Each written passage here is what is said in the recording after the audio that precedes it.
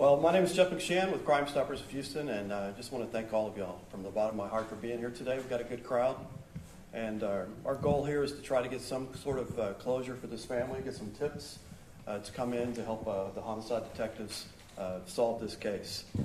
Basically, it was a murder back on March the 13th, 2017. We've got the victim's mother, Bobby's mom, up here right now. And you'll hear from her in just a little bit. But first, we're going to start off with the detectives on this case. They can give you basically what happened that particular day at 2 o'clock in the afternoon. We also have some video, so I'm going to attempt to play that for you while he describes it. And we've got some new information about some cars that the detectives will also be able to help you with.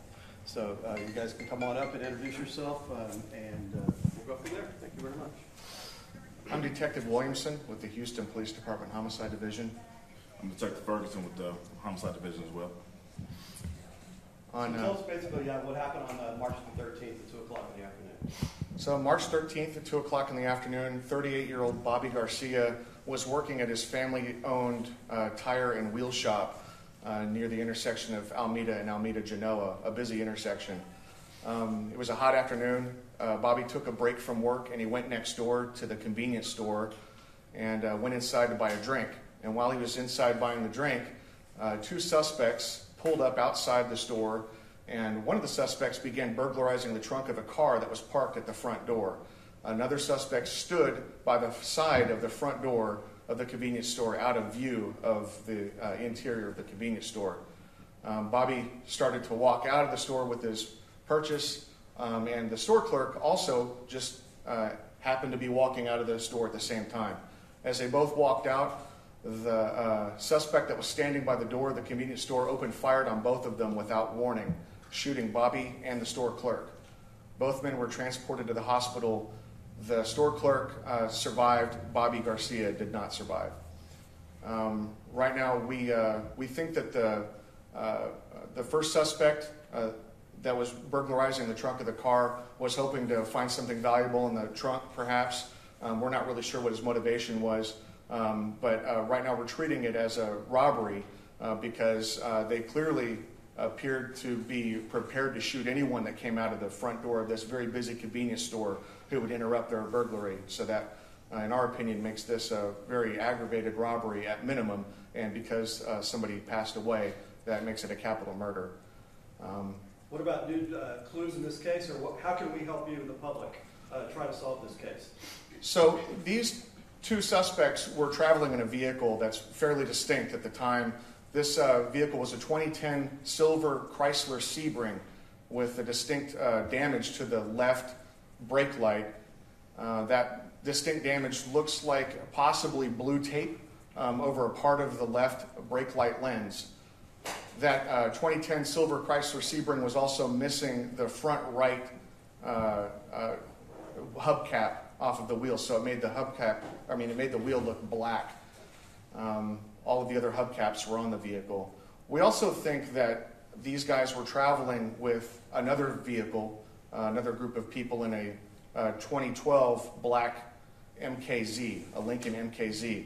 And this black Lincoln MKZ is unique in that it has silver trim, which was not very common in 2012 black MKZs. That silver trim can be seen around the dark tinted windows and on the handle of the car.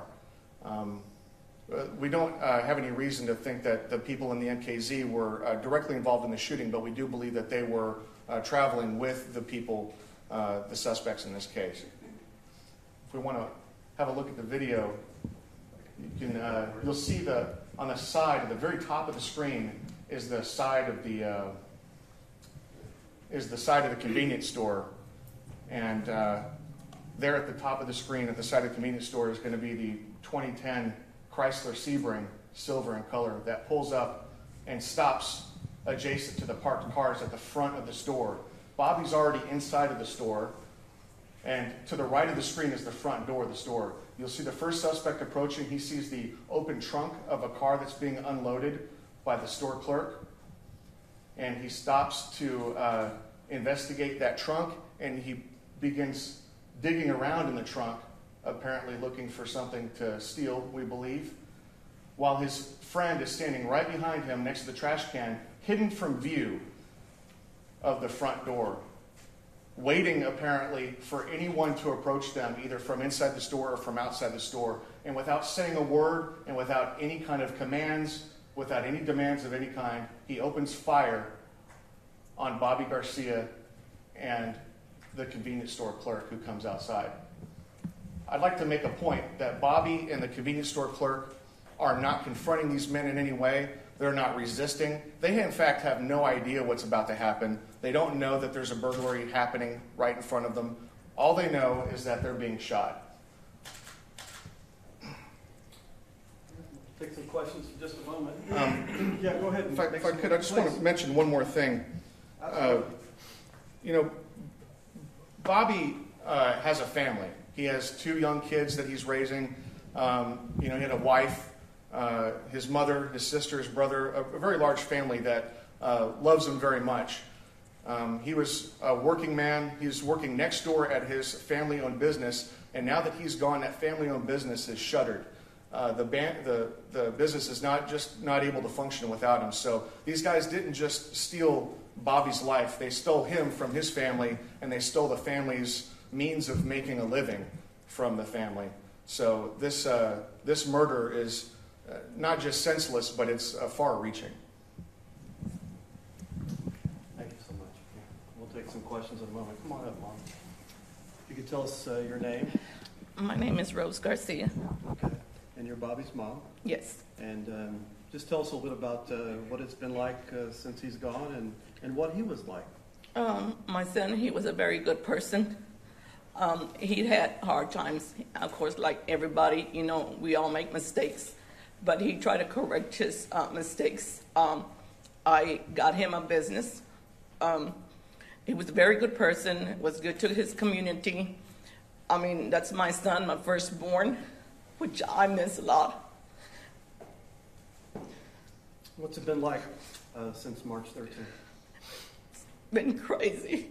I mean, I can't function without my son. I think about my son every day. I just miss him, and I'm asking why this happened to him.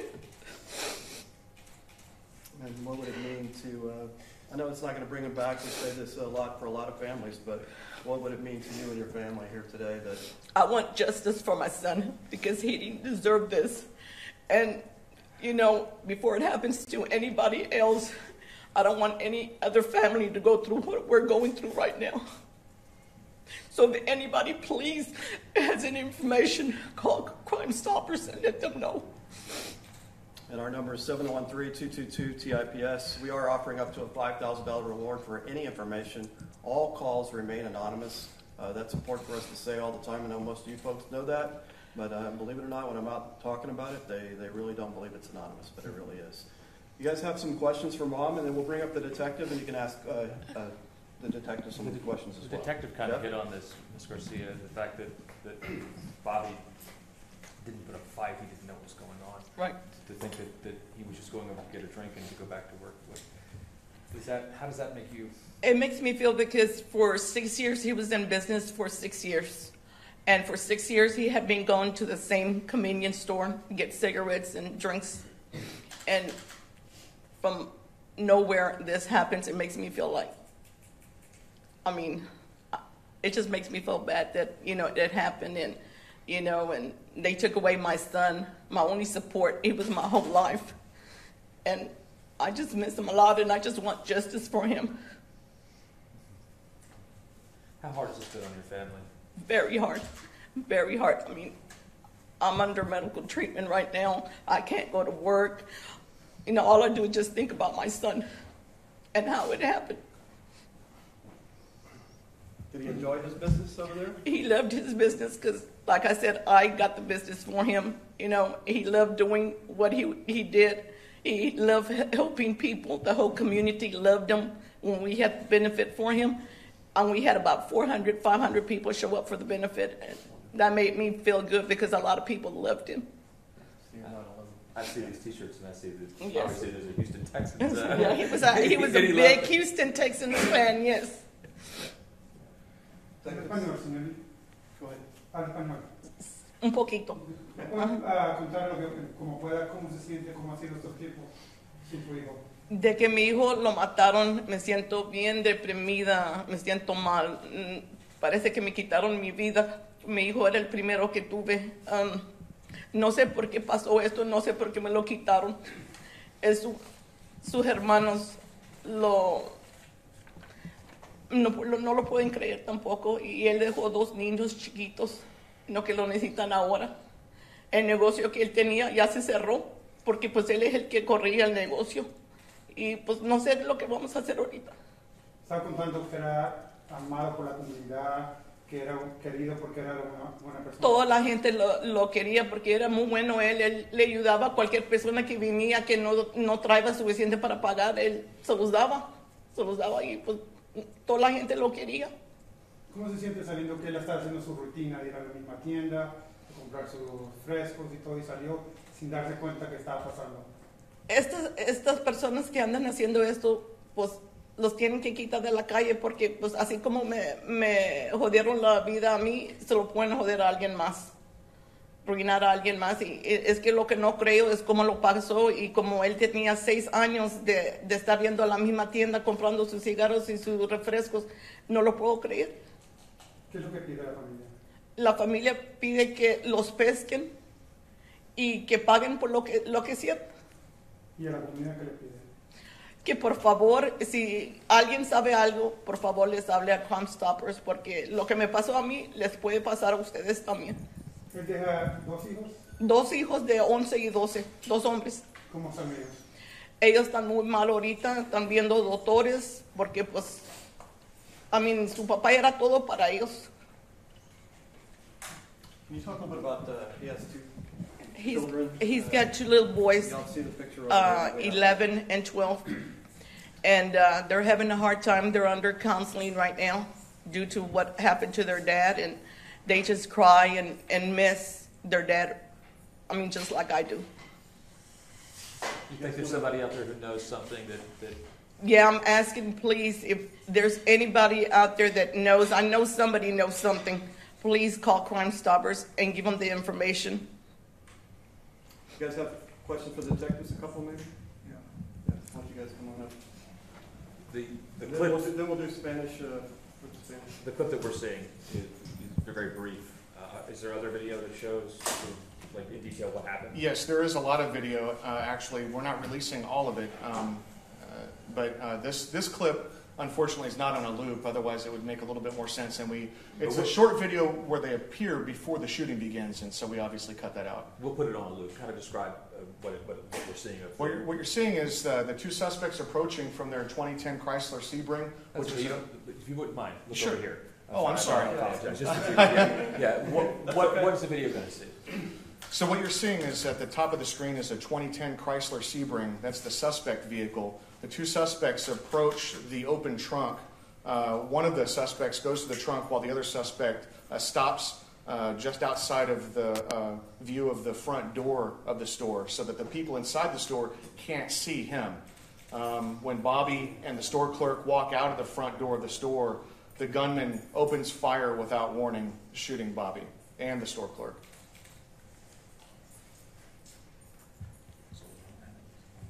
Yeah, so the gunman's the one that's sort of hanging out by the door on the side. On the Yes.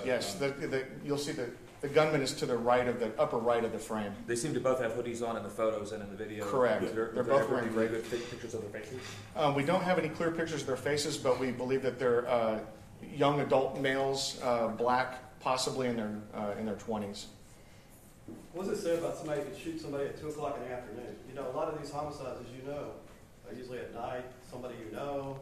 Most people that end up in a robbery situation where somebody gets shot, this robbery happens out of the view of the public, maybe in a parking lot behind something or at night in a hidden situation. But this is just brazen. These guys did this on a Monday afternoon at a busy convenience store near a busy intersection in the middle of town. This could have been absolutely anybody. They had no idea how many people were inside the store when this happened. If 10 people walked out of the store, I have a feeling they may have shot all of them if they could. They made absolutely no demands of whoever came out of the front door of the store. So they didn't try and rob the store clerk or anybody else? No, just the stuff in the car? Yeah, I think I don't know what his intentions were initially when he posted up there next to the door and watched that front door for anyone to come out. I don't know if he intended to ask them for something and maybe got scared and just shot instead. We don't know anything about what his motivations were because we haven't spoken with him. If he comes forward and talks to us, then maybe we can figure out what exactly happened. But right now, I mean, the video just shows the worst. It shows that this guy shot somebody for no reason at all. Can you tell us how important it is to get these two dangerous guys off the street? It's terribly important that we get these people off the street. As it is right now, we have no idea how many other kinds of violent crimes these guys have committed. If they're willing to shoot people in broad daylight in the middle of town at a busy convenience store on a Monday afternoon, there's really no end to what violence these guys would be willing to commit. So it's critical that we get these guys off the street right now before they can commit another crime or murder someone else. We got your late possibly say something just kind of in a nutshell before you go to Spanish Word and kind of previous. Sure. I appreciate it.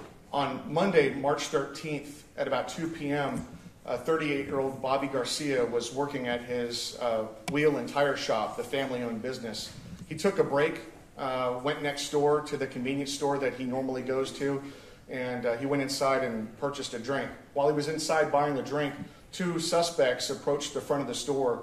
One of the suspects began burglarizing the trunk of a car parked near the front door of the convenience store. The other suspect hid by the side of the front door of the convenience store. When Bobby walked out of the front door of the convenience store, the clerk coincidentally was walking out of the front door at the same time too. The gunman opened fire and shot both Bobby Garcia and the clerk as they walked out of the front of the store. Both men were transported to the hospital. The store clerk survived his injuries, but Bobby Garcia passed away. And he'll be available for you if you need some more. Thank you guys so much. We're going to bring up George Pena in just a moment as soon as we clear out everything, and we'll do your Spanish versions for you. Again, 713-222-TIPS is our number. We're offering up to a $5,000 reward. These people most likely probably told somebody that what they did, or are certainly acting strange now after they've shot and killed someone. So hopefully somebody out there knows something and give us a call. Thank you so much for joining us.